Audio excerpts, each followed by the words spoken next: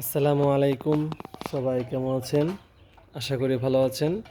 তো আমি কিছুদিন আগে কয়েকটা মুরগি নিয়েছিলাম। দেখতে পাচ্ছেন এখানে ফার্মি মুরগি। ফার্মি মুরগির বাচ্চা কিনেছিলাম আরও ১.৫ মাস আগে।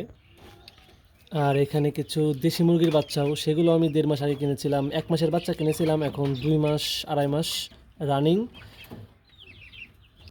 আর এখানেও আছে ৭ পিস ২ মাসের বাচ্চা। দেখুন। আর আমি একজন নতুন উদ্যোক্তা। আমি আম মুরগি পালন নতুন করে শুরু করেছি।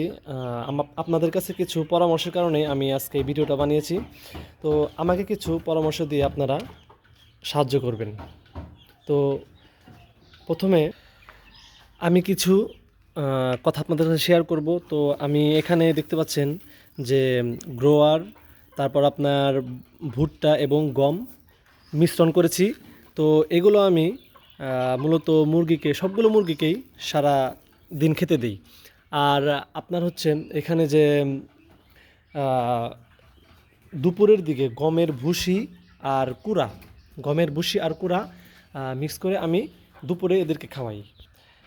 এখন একটি বিষয় জানার হচ্ছে যে আমি যে এখন আমার এই মুরগিকে যে খাবারগুলো খাওয়াচ্ছি সেগুলো কি ঠিক আছে, নাকি আরও পরিবর্তন করতে হবে? কারণ আমি মনে করি যে কিছু মুরগি পালন করে আপনার বাসায় ডিমের চাহিদা এবং মাংসের চাহিদা কিন্তু মেটানো সম্ভব। এটা কিন্তু সম্ভব। তাই আমি কিছু মুরগি, যেমন আপনার এখানে কয়টা আছে, এখানে ছয়টা মুরগি আছে ফার্মি। আর এখানে উপরে যে দেশিগুলো বাচ্চা আছে, আর ওই যে ওইখানে দেশি কিছু বাচ্চা আছে।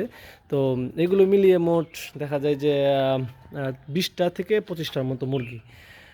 আশা করি আপনারা আমাকে সঠিক তথ্য দিয়ে সাহায্য করবেন। ধন্যবাদ।